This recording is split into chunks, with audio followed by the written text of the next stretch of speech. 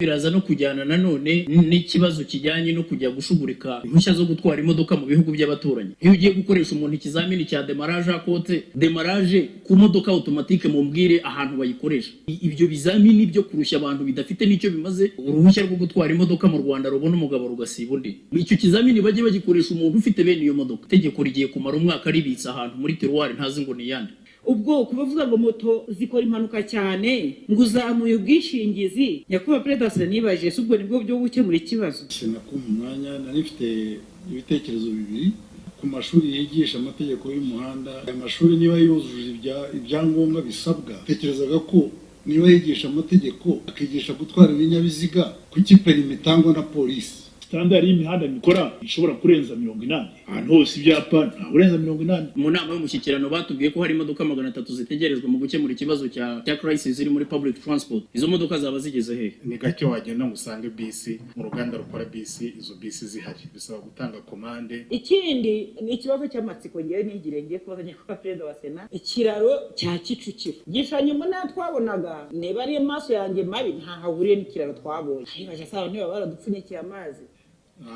Hari igihe ureba igishushanyo ariko implementation cyane cyane hari igihe nyine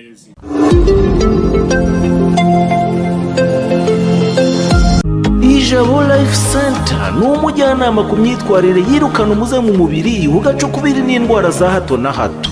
Egera aba bahanga rero bahanga muri iyo mihangayiko ituruka kuri stress cyangwa imirire mibi. Mu Ijabo Life Center baragukorera reflexology ariyo nkangura myakura, detoxification ikura imyanda mu maraso, hydrotherapy igabanya ibinure n'umubyibuho ukabije ikanasohora imyanda mu mubiri, aromatherapy hashya indwara zifata imyanya y'ubuhumekero, ndetse na massage ivura ibibazo by'umugongo n'andi mavunane. Ijabo Life Center bakorera i Kigali iruhande rw'ahahoze gare ya Kacyiru, ahoroheye buri wese kuhagera, hagamijwe rwo korohereza abatuye intara y'amajyepfo n'iy'uburengerazuba. Ijabo Life Center yabafungura ishami mu marembo ya gare ya Muhanga mu nyubako imwe na MTN ndetse na Sonarwa. Wanahamagara kuri 0784373030. Amagara mazima, igisobanuro cy'iterambere rirambye.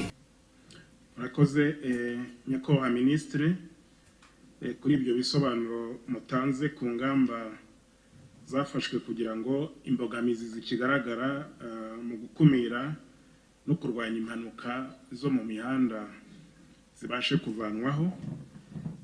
Banyakubahwa abasenateri, nyuma yo kugezwaho ibisobanuro mu magambo n'uhagarariye Ministre w'Intebe,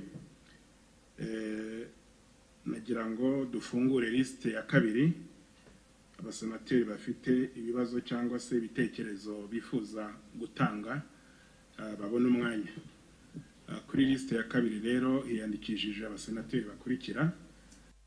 Ijambo rikurikiye ni rya Senateri Vode Uwizeyimana. Murakoze nyakubahwa Perezida wa Sena. Ndagira ngo nshimire nyakubahwa Ministre waje uhagarariye PM ku bisobanuro yaduhaye n'ingamba bateganya. Muri rusange umuntu yashima ibikorwa, yashima birimo gukorwa, ibyakozwe, ariko hari ikintu yavuze kijyanye n'imodoka zinjira mu Rwanda ubu ngubu za electric vehicles cyangwa se imodoka zikoresha amashanyarazi na ziriya za hybrid.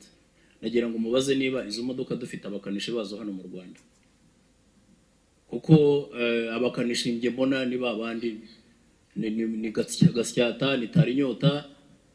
Abantu ubu hari imodoka kuko ziri kuri technology avance mu minsi iri imbere turaza kubona nizitwara. Ariko niba dukangurira abantu kuzana bene izo modoka tunabagabanyiriza imisoro cyangwa tubikureho completely, iyo zipfuye bigenda bite? Biragaruka ku kibazo cy'impanuka, kibazo twibajije muri komisiyo cyo kuvuga ngo ni bande bakora imodoka zacu. Hari ya crisis ziri mu magaraje yavuzwe. Rwose numvise ingamba zihari zidahagije, aho umuntu abyuka mu kibanza atarubakamo cyangwa iwe mu gikara agafunguramo igaraje. Ibyo ngibyo murabibona hirya no hino.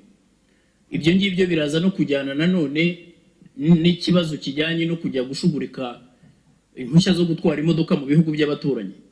Twaganiriye n'abafite bene izo mpushya batubwira ko uruhushya rwo gutwara imodoka mu Rwanda rubona umugabo rugasiba undi. Ariko polisi yatubwiye ingamba zihari mu gukemura icyo kibazo. Ariko nagira ngo uvuge nko ku kintu kimwe kuko wenda gishobora kuzakemukira mu itegeko nyakubahwa minisitiri ndumva urizi ni itegeko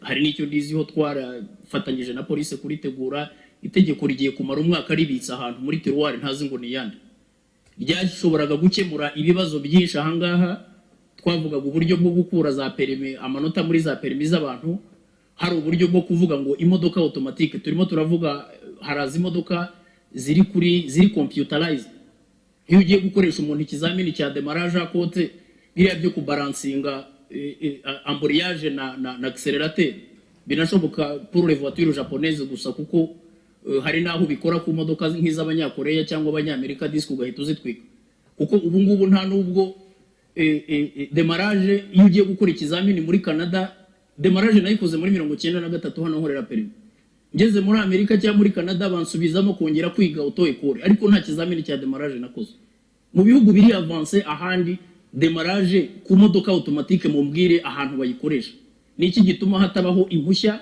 noneho bafata umuntu atwaye imodoka itari automatique atwaye imodoka ya manuel ikeneye za demarrage koko ahantu wazamuka akaba yafatwa nk'umuntu sans catégorie ufite catégorie yo gutwara ivatiri agafatwa atwaye ikamyo afite uko ahanwa mu mategeko ibyo ngibyo nagira ngo rwose ibyo bizamini byo kurushya abantu bidafite nicyo bimaze iyo modoka umuntu yayiguze ni automatique ni yazatwara aza amategeko y'umuhanda ntabwo ibizamini bidakorwa handi birarikayike bikwiye kuba bikira hanga icyo kizamini baje bagikoresha umuntu ufite bene iyo modoka ni icyifuzo twatangaga hanyuma nyakubahwa president wa Sena numva ari ibyo ibindi babivuze gusa ministre aze no kutubwira mu nama y'umushyikirano batubwiye ko hari imodoka 300 zitegerejwe mu gukemura ikibazo cya crisis iri muri public transport izo modoka zaba zigeze he murakoze nyakubahwa president wa Sena jambo rikurikiye ni rya Senateri Marie Rose Mureshyankwano murakoze nyakubahwa president wa Sena ko mpijambo nanjye nagira ngo nshimire nyakubahwa minister bisobanuro yaduhaye ndetse nshime n'ingamba zafashwe ndetse n'ibyakozwe na guverinoma mu rwego rwo kugabanya impanuka zo mu muhanda gusa hari ibyo nyakubahwa minister yatubwiye ndetse tunashingiye kuri raporo twagirijweho na komisiyo ya Sena ifite ibijyanye n'umutekano w'umuhanda mu nshingano byahariye ahantu hagera kuri 298 hazwi nk'ahantu hakunze guteza impanuka nyakubahwa minister hagarariye guverinoma yatugaragarije ko nabo babizi kandi ko aricyo babiteganyijeho tugaragariza n'amafaranga niba numvise neza agize kuri miliyari hari zirenga 100 yo kuzafasha mu gukora aho hantu hagiye hatandukanye ariko bimaze igihe nyakubahwa president wa Sena hari ahantu hamaze igihe tuzi hateza impanuka cyane hariya i Rubavu umanuka ujya ku bitaro imodoka zirazinjira mu bitaro nka Musambira nko ku mukobwa mwiza n'ahandi hirya no hino mu gihugu nagira ngo nyakubahwa minister atugire muri detail atwereke ati muri aha hantu ko ari 298 wenda mu mwaka umwe tuzaba dukoza ahere wenda no kuri ya budgetaire atwereka ati muri mwaka w'ingengo y'imari tuzaba dukoza hana ni mwaka uzakurikiza tuzaba dukoza hana gibura twumve implementation plan iri detail twumve neza uko bizagenda bikorwa kuko turabizi ntabwo byakorerwa rimwe ngo birangire kuko tuzushobozi bw'igihugu ariko twereke gahunda iri ifatika iri detail y'uburyo bizagenda bikemuka ikindi nagira ngo mvuge nyakubahwa minister nacyo yagaragaje yavuze ati ubwishingizi impamvu basigaye babona ibinyabiziga byinshi bidafite ubwishingizi cyane cyane za moto ngo nuko ubwishingizi bwa za moto babuzamuye mu kubera ko zikora impanuka cyane nyakubahwa president nibaje subwo nibwo byo gukemura ikibazo yakimubaza nka nyakubahwa ko yaje hagarariye guverinoma nubwo byaba bitari mu nshingano ya ministeri ayobora ko yaje hagarariye guverinoma nibaje ubwo kubavuga ngo moto zikora impanuka cyane ngo uzamuye ubwishingizi ukemuye ikihe kibazo kuko nubundi ahubwo ubashyize mu kudagura bwa bwishingizi ko nta bushobozi bafite niba unabashoye mu kuba yakora impanuka kuba yakoze ko nta bwishingizi afite akiruka yakwiruka cyakize ibinyabiziga kitamenyekanye fondo garanti automobile kishyura ni leta yishyura ntawe numvaga rero nka regulator ndavuga guverinoma binyuze muri beneri mperukariyo hari regulator mu bijyanye n'ubwishingizi mukwiye kwicara mukakiganiraho mukareba ngo ese koko kuzamura ubwishingizi bwa moto nicyo gisubizo cy'impanuka za moto mukafasha kubona ubwishingizi butabahenze cyane ariko bakawugira umuti ugashakirwa ahandi mu buryo bukwiye.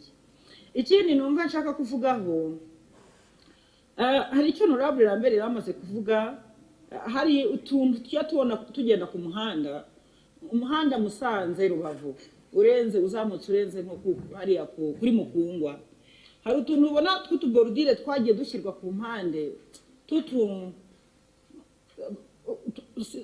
ngira ngo hagenda mujya mutubona mu by'ukuri udafite icyo tumaze ku buryo ugize ibyago ukabona nk'ikinyabiziga cyagiye kuwitambika tukubuza gukwepa kandi wakabaye ukwepa mu gihe wenda nta muntu uri aho hafi wagonga, kandi ukatubona nk'ahantu aho gusa kuva kuri Mukungwa ukazamuka ukagera ndumva Musanze utaragera muri amakuru utaragera handi ku ruganda rwa sima, ukabona mu by'ukuri tudafite icyo tumaze kibaza ndetse n'utuntu nka turiya dushobora kubangamira umuntu wari gukwepa igihe ikinyabiziga kindi kimusatiye, kuki tudakosorwa biterwa n'iki? Ikindi ni ikibazo cy'amatsiko ngiye ngiye kubazanya kwa Perezida wa Sena, ikiraro cya Kicukiro gishanye mbona twabonaga neba ari amaso yanjye mabi ntahahuriye n'ikiraro twabonye. Noneho kubakoresha uriya muhanda wa Kicukiro ujya i Nyamata, iyo unyuze hahandi hafijya kuzenguruka n'akantu gatoya rwose kameze nk'imfundanwa ku buryo naho ubona ko ubwako gateza mbuteyaje. Ntibaje sawa niba baradupfunyikiye amazi. Ni ikibazo cy'amatsiko nyakwamisa tubwire ese koko kwishanya mbonera niko kiriya kiraro cyagombaga kuba kimeze, yewe nawe nyatari ko cyagombaga kuba kimeze. None buriya se bazongera basenye kugira ngo byibura hariya hasi hose izenguruka habuke habe hanini? Ni gatoya cyane rwose ku buryo ubona katajyanye no kuba kari ahangaha mu mujyi wa Kigali. Ndasoreza ku kijyanye na za deviation mu mujyi wa Kigali, hari ikibazo cya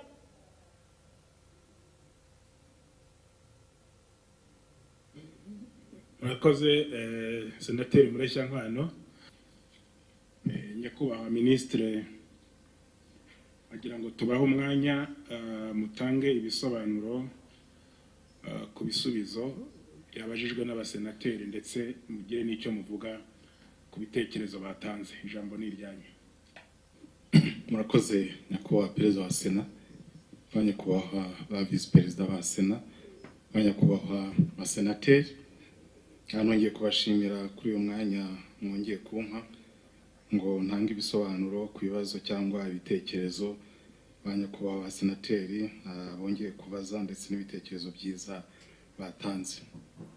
Nyakubahwa Perezida wa Sena, mpereye ku kibazo nyakubahwa Senateri Jean Pierre kandi yongeye kubaza ku kibazo cya public transport, avuga ati se byaba bigeze hehe, ingamba zaba zigeze hehe, ariko ngira ngo ni ikibazo cyakomeje no kugarukwaho n'abasenateri bagiye batandukanye.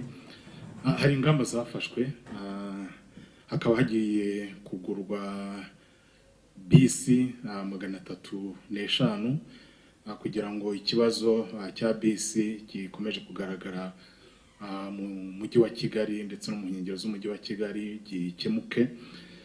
Muri izo rero bisi 305 ku ikubitiro hakaba hagiye kuza bisi 100, aho bisi 40 zishobora kuzagera hano mu mpera z'ukwezi kwa 10, akaba ari kuzikora kuzikora no kuzigeza ahangaha, kuko nta ikorwa rya bisi ni gake wagenda musange bisi mu ruganda rukora bisi, izo bisi zihari bisaba gutanga komande nabo bagatangira kuzikora, ariko ibyo byose byaratangiye bigeze ku kigero gishimishije ku buryo twizera yuko mu mpera z'ukwezi kwa 10 bisi 40 zishobora kuzazambira zaba zageze hano, noneho izindi basi 60 zisigaye nazo zikaba zageze hano mu mpera z'ukwezi kwa 12. Ariko nyuma y'izi bisi 100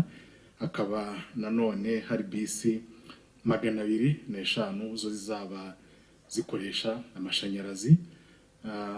Izi basi 100 kuko ari mu buryo bwihuse zo zizaba zikoresha fuel, ariko izindi basi 205 zo zikaba zizaba zikoresha amashanyarazi mu rwego rwo gukomeza no kubungabunga ikirere. Hari bimaze gukorwa, hari itsinda guverinoma yohereje mu bihugu bitandukanye aho bo bakataje mu gukoresha zino basi, cyane cyane ariko harebwa uburyo charging infrastructure cyangwa se uburyo bwo kubaka ibikorwa remezo byo kuzisharija, kuko ni bisi zifite ikoranabuhanga ritandukanye zikoresha fuel cyangwa se zikoresha mazutu. Akaba hari ikoranabuhanga rikoreshwa mu kuzicaginga, kubaka ibyo bikorwa remezo aho zishobora kujya zikabaca. So byose rero nibyo birimo birebwaho. Timu leta yohereje timu hanze kubireba, ndetse yaraje iby'ingenzi byarangije kugaragara naho zigomba izo charging infrastructure zigomba kujya, naho haragaragajwe mu mujyi wa Kigali.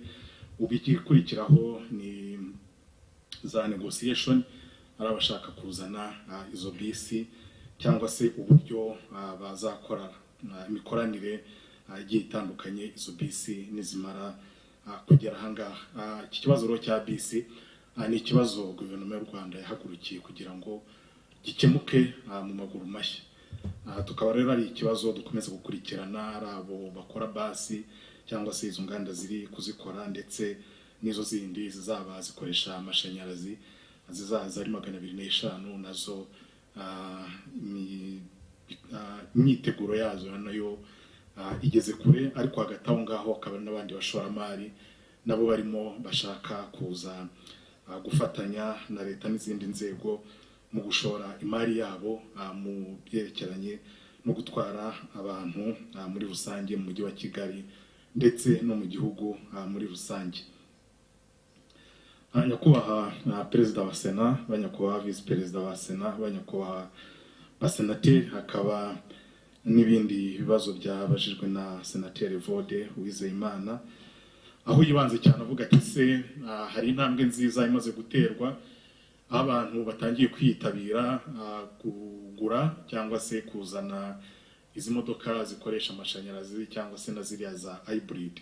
Ariko afite impungenge avuga ati se abakanishi bazo mu gihugu biteye gute ko ari imodoka mu by'ukuri zifite ikoranabuhanga ryihariye zidasanzwe bitandukanye n'ikoranabuhanga dusanzwe tuzi ku modoka zitandukanye.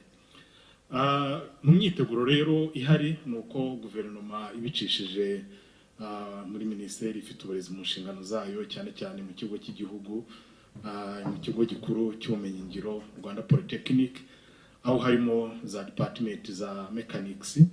Ibi bintu nabyo byitaweho, harimo hagurwa ndetse n'ibikoresho bigendanye na zino modoka, ndetse no gushaka abahanga baza kudufasha mu byerekeranye no gukanika zino modoka. Ariko ikiza kurushaho nuko n'aba investor barimo bazana zino modoka nabo ubwabo barimo barafasha leta kuziba kino cyuho, aho batangiye kwizanira aba expert cyane cyane muri bino bintu byo gukanika zino modoka. Aba expert rero nabo bakaba barimo bagenda bigisha abamekanisiye bacu cyane cyane, ariko banafite ubumenyi butandukanye. Hari ubumenyi muri ICT, hari ubumenyi muri electrical, hari ubumenyi muri mechanics. So ubona ari combination ya skills bisaba yuko nyine ubwo bumenyi bwose bugomba kuba buhari. Hakaba hari icyizere rero yuko uko zigenda ziza ari nako isoko rya mechanics cyangwa n'abashora imari muri iryo koranabuhanga. Akaba n'abandi batangiye, hari nk'umushoramari watangiye kwegera leta asaba yuko nawe yashora imari mu igaraji ryisumbuyeho ryo gukora zino modoka. Twizera yuko ari ibintu bizatanga icyizere yuko zino modoka abazazizana n'abazazikoresha nta kibazo kizahaba.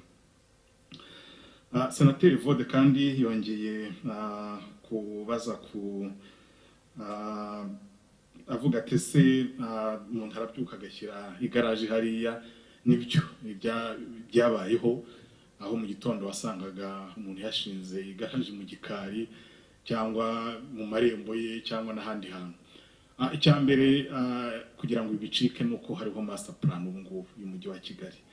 Ubu ntabwo wapfa kubyuka ngo ushyire igaraje aho wiboneye. Master plan y'umujyi wa Kigali igenda yerekana aho amagaraji agomba kujya, ndetse hari n'amaze gufungwa yabaga mu bishanga cyangwa se ahatemerewe kujya. Ariko icy'ingenzi kurushaho nuko iki kigo cya Rika kirimo kigenzura ndetse amagaraji aho aherereye, ese ibikoresho afite, ese yakwiye kujya aho hantu. Tukaba twizera ko iyo road map ndetse n'irigenzura rizasiga dufite amagaraji mu by'ukuri yujuje ubuziranenge kandi koko akwiye kubaho ari. Yongeye kubaza kandi ku kibazo cya iriya centre cyangwa se ku kibazo cya perimi za automatique. Avuga ati hari traffic law imaze igihe bitarangira, ariko ngira ngo ubu ngubu irimo irakorwaho ndetse ni ibintu twaganiraho n'inzego zitandukanye kugira ngo ahiri yihute. Ariko haranarebwa uburyo ashobora kubaho transition byibura ku buryo kuko dufite nka centre ya Busanza imaze kuzura, dufite driving testing center imeze neza cyane ya Busanza, ifite ibikoresho byiza bigezweho rwose, ifite ikoranabuhanga rigezweho. Turimo turaganira n'inzego zitandukanye zifite aho zihuriye n'iya driving testing center ya Busanza kugira ngo abantu batangire kuyikoresha mu buryo bwa vuba. Kandi urabona yuko hari icyizere kuko infrastructure zirahari, ibikoresho byose bimaze kuhagera ku buryo twizera yuko izatangira gukora mu gihe kitarambiranye, maze abashaka kuba batunga perimi zero automatique, ushaka kugura imodoka ya automatique, ashaka gukoresha perimi ya automatique, akaba rwose bitamugora akaba yajya muri iyi driving testing center agakora ikizamini, kuko ibyinshi n'uburyo ibyo bizamini bigomba gukorwa byose polisi yarangije kubitegura. Ngira ngo ikindi kibazo senateri Evode yabajije ni icyerekeranye na ziriya modoka 300 nari maze kukigarukaho. Nyakubahwa perezida wa Sena, abanyakubahwa vice perezida wa Sena, abanyakubahwa senateri, hari ibindi bibazo byabajijwe na senateri Marie Rose Mureshyankwano, aho yibanze cyane ku bintu, aho yavuze ati hari Rubavu, hari ahazwi nk'hariya hakunda kubera impanuka ku bitaro bya Rubavu. Ubu harimo hararebwa yuko uriya muhanda hashobora kuba deviation ku buryo kiriya kibazo nacyo cyakemuka kigakemukira mu wundi muhanda. Nayo ikipe tekiniki irimo irabirebaho ku buryo hashobora kubaho deviation ya hariya kiriya kibazo kigakemuka. Hariya za Musambira, mu by'ukuri hari impanuka nyine zibaho bitewe na tere yacu cyangwa topography, ariko hakaba hari impamvu za meziri zishobora gufatwa, arizo bita soft measures cyangwa hard measures. Ibi byose mu kuzihuza no kureba ibyapa ibijya mu muhanda bishobora kuburira abantu. Kuri uyu muhanda ujya mu majyepfo hari igice cya mbere kigiye gutangira cyo kubaka kuva Nyabugogo kugera i Muhanga mu mujyi, aho byibura kuva Nyabugogo kugera za Bishenyi uzaba ufite foreigns, noneho no kuva za Bishenyi ugakomeza ujya i Muhanga nabwo umuhanda uzagurwa. Izi dangerous spot rero nazo hari zagenda zikosorerwa muri iyi mihanda uko igenda yagurwa.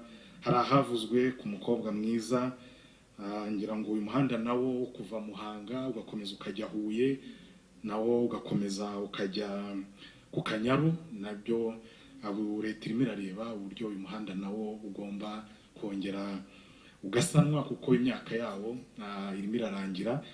Ibi byose rero hari ibigomba gukosorerwa usibye mu mpamvu cyangwa se measures zihuta gushyiraho ibyapa, ariko nk'uburyo buri tekinike cyane hari bizakosorwa imihanda irimo yagura, cyane cyane ko inyigo nayo yabyerekanye, kandi mu by'ukuri kuko bikaba bizakosorerwa muri uko kwagurwa kw'imihanda. Ngira ngo nabyo yise gahunda detaye y'uburyo bizagenda bikemuka, nibyo hari bizakemukira muri ubu buryo bw'imihanda irimo yagurwa hirya no hino mu gihugu. Hari imihanda dufite imaze kurenza imyaka igiye gutangira kwagurwa. Ibi rero izino za dangerous spot nazo zikaba zarabaye identified ndetse zizakosorerwa muri iyagurwa ry'imihanda. Hakaba n'izindi dangerous spot mu by'ukuri zikeneye ibyapa, zikeneye za gushyira imirongo iyobora abantu mu muhanda. Ibi byose nibyo twerekanye hejuru bigeze ku kigero cya 40% birimo bigenda bikosorwa, kandi nabyo birimo biragenda bitanga umusaruro. Ariko nanone nyuma y'ibi byose hakazaho gukomeza kwigisha abashoferi, hari batwara abanyweye, hari ingamba zihari gukomeza kubigisha kubahiriza ibyapa ku mihanda, nabyo bikaba bizagenda bikemura impanuka muri zino za dangerous spot. Yongeye kugaruka ku kibazo cya borudire Musanze Rubavu, aho yavuze ko ari borudire. Ngira ngo kino kibazo twaza kukireba, ariko nzi neza ko uzamutse Musanze hari za borudire ziri ku ruhande. Hari borudire kenshi zikunda kujya hari open drainage kugira ngo ziburire umuntu, iyo ukubiseho ukaba wakumva ko ari nk'ikintu ukozeho. Ariko ngira ngo twareba niba zishobora wenda gukorwa mu buryo budakanganye cyangwa se butaba bwakomeretsa undi muntu waba byashyizwe mu bikorwa byari bihuwe n'igishushanyo. Kenshi hari igihe ureba igishushanyo ariko implementation cyane cyane iyo architectural drawings rimwe na rimwe hari igihe nyine zigukurura cyane, ariko byashyize mu bikorwa hariya ni igishushanyo cyari gihari, kwari kugira ngo bamwe bashobore guca hasi abandi bashobore guca hejuru. Hari ababyitiranyije cyane n'ibyo twakwita flyover, ariko flyover nazo zifite uko zubakwa, bavuga bati wenda tugiye kugira flyover ica hejuru imihanda izenguruka, wenda flyover niziza wenda abantu bazabona ko harimo itandukaniro cyane. So buriya ni uburyo nanone bwo kumanaginga traffic, cyane cyane biba bigendanye na study bayakorewe hariya. Ngira ngo hari ikindi kibazo yaragiye kubaza cya deviation mu mujyi wa Kigali. Ngira ngo birajyana na ya mihanda turimo, cyangwa se umujyi wa Kigali urimo wubaka. Ese izo deviation umuntu yazimenya gute? Hari uburyo bigiye gukorwa, hakaba hajyaho za map ku buryo umuntu ashobora gukora deviation mu gihe umuhanda umwe hari akazi karimo gakorerwamo. Deviation zirabizihe ubukangurambaga, ese mu buryo bwo kuba wabibona kuri telefone ukaba wabona iyo map, ariko mu buryo bwagutse ni ya traffic control center igiye gushyirwa mu mujyi wa Kigali, izaba yerekana iyi mihanda yose n'uburyo ishobora gukoreshwa. Nyakubahwa Perezida wa Sena, banyakubahwa Vice Perezida wa Sena, banyakubahwa Senateri, hari ibindi bibazo byabajijwe na Faustin na Senateri Faustin Habineza, cyane cyane ku kibazo cya Nyabugogo. Kugira ngo nakigarutseho mvuga ku mushinga w'Inyabugogo, aho wagiye kujya Nyabugogo transport hub, n'umushinga munini, bikazajyana no gukemura ibibazo biri hariya byerekeranye n'ikoreshwa ry'imihanda hariya. Ibyo nabyo bikazaherekezwa n'uriya muhanda wa Nyabugogo Muhanga, nabyo hari bizakemukiramo hariya buryo uzaguka, bikaba bizatanga rero igisubizo hariya. Ngira ngo ngiye kubaza ku kibazo cya master plan izashyirwa mu bikorwa ryari, nongeye nanone kukigarukaho. Yongera kuvuga ku kibazo cya Nyabugogo, umwuka mwiza abantu bahumeka. Ngira ngo ni uburyo bwinshi, hari projet wenda izaza hariya igatuma haguka, ariko hakaba no gukomeza gushishikariza abantu gukoresha electric vehicles EV mu gihe zidahumanya ikirere. Nyine nibwo buryo bwiza bwo kugira ngo tutajya cyangwa se tuhangane na za pollution zijya mu kirere cyangwa imihindagurikire y'ikirere muri rusange. Ndetse hakaba n'imishinga itandukanye yo gukomeza kuzatunganya biriya bishanga bigiye bikikije imihanda, guteramo ibiti. Ibyo nabyo bikazagenda bifasha gukomeza kuyungurura umwuka cyangwa se gukomeza guhangana n'iyi myuka yoherezwa mu kirere mu gihe tugifite zino modoka zikoresha za fuel. Mungu ijambo rikurikiye ni rya Senateri Nsengiyumva Fulgence. Ndabashimiye nyakubahwa Perezida wa Sena ku mwanya. Nari mfite ibitekerezo bibiri. nagira nta igitekerezo kuri uriya mushinga w'itegeko rireba ikoreshwa ry'umuhanda cyane cyane ku mashuri yigisha amategeko y'umuhanda no gutwara ibinyabiziga. Aya mashuri niba yujuje ibyangombwa bisabwa, natekerezaga ko niba yigisha amategeko akigisha gutwara ibinyabiziga, kuki perime itangwa na polisi? Dufite amashuri yigisha ubuvuzi, bigisha umwana akiga akamenya gutera urushinge, akaba ari responsable ku muntu urwaye, tukamwizera kubera impamyabushobozi, impamyabumenyi yavanye muri rya shuri ryigisha. Kuki tutashaka ibigo biri specialize bikora ibyo bintu bikaba byatanga icyo cyemezo cy'uko umuntu atwara ikinyabiziga, hanyuma polisi ikajya muri controle technique, ikajya gucunga uburyo umuhanda ukoreshwa, ariko biriya byerekeranye n'uko umuntu yize akabihabwa n'uwamwigishije. Icyo nicyo gitekerezo cya mbere nari mfite nyakubahwa perezida. Ikindi cya kabiri mfite nyakubahwa perezida, standard y'imihanda mukora ntishobora kurenza 80. Ahantu hose ibyapa nta urenza 80. Mbona umuhanda ufite imyanya uvuye Nyagatare bashyira 80. Twafata n'iyo double voie ya hano Kicukiro Nyabarongo naho ni 80. Ese imihanda dukora irespectiyo muyikora kuri iyo standard ya kilometero 80? None se ntawe ushobora kurenzaho, nta n'ahantu yarenzaho, kandi abantu bakagenda bafite security. Ndagira ngo numve icyo nyakubahwa minisitiri abitubwiraho, kuko igihugu cyacu kirimo cyihuta mu majyambere, kandi gidushaka kwihuta no kugera ku kazi vuba. Mu kanya mugenzi wanjye yavuze abantu bakererwa iminota 20, iminota 30 c'est de l'argent. Abantu za entreprise zibahemba zigatanga imisoro, ariko productivité ikaba ntoya. Nibaza ukuntu mushobora kuba mwihuza kugira ngo murebe yuko icyo kibazo cya transport ari ikibazo kiri crucial kuri ekonomi y'igihugu. Murakoze nyakubahwa perezida. Nyakubahwa perezida wa Sena, abanyakubahwa vice perezida wa Sena, abanyakubahwa senateri, hari ikindi kibazo garagajwe na senateri Nsengiyumva Fulgence, aho yatangiye avuga kuri traffic law project, atanga ibitekerezo avuga ati private sector kukiyo itazamo amashuri yigenga agatanga perime. Ngira ngo byose n'urugendo no kureba aho ibyo bintu bishobora tuvuye aho tugeze, igihe kirageze kugira ngo bishobore kuba byakorwa. Ngira ngo ni ibintu nanone bishobora kwigwaho n'inzego zigiye zitandukanye.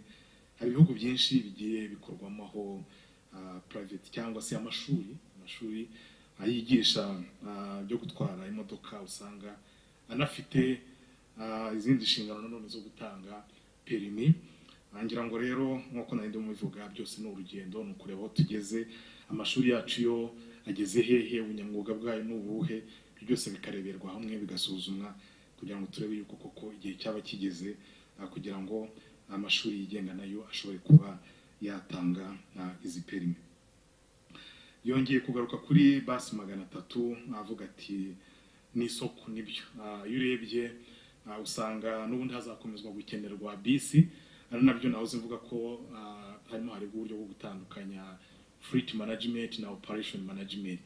Ushobora kuzana umubare wa bisi, ukazana bisi 300 cyangwa 400, ariko ugasanga n'ubundi ziracyafatirwa muri wa muvundo w'imodoka. Ari naho harimo nanone iriya component yo improving junction, kuko imihanda kugira ngo niba tuzanye na bisi na infrastructure ziri in place nazo zishobore kwa accommodatinga ziriya basi, kugira ngo nazo kuko ya waiting time dushobore kuba twagera ku minota ishobora gufasha umuntu wese kugira ngo agerere ku kazi igihe.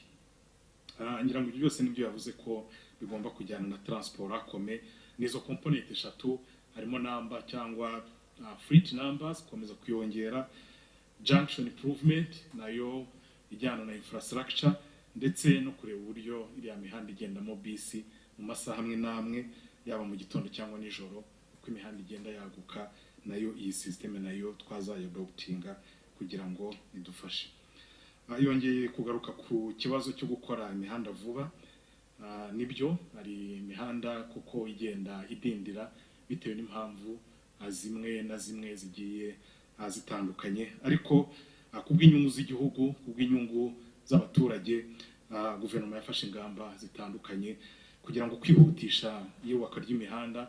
Hari aho ugera ugasanga wenda kampani zimwe na zimwe ntizifite expertise wenda mu kubaka ibiraro mu buryo bwihuse, ariko ubu hafashe ingamba yuko niba hari ikiraro cyubakwa hashobora kuza kampani yubaka ikiraro ikakirangiza, bandi nabo bari kubaka umuhanda, kubera ko uburyo bugezweho bwo kubaka si ngombwa ko umuntu wese afata projet yose ngo yubake.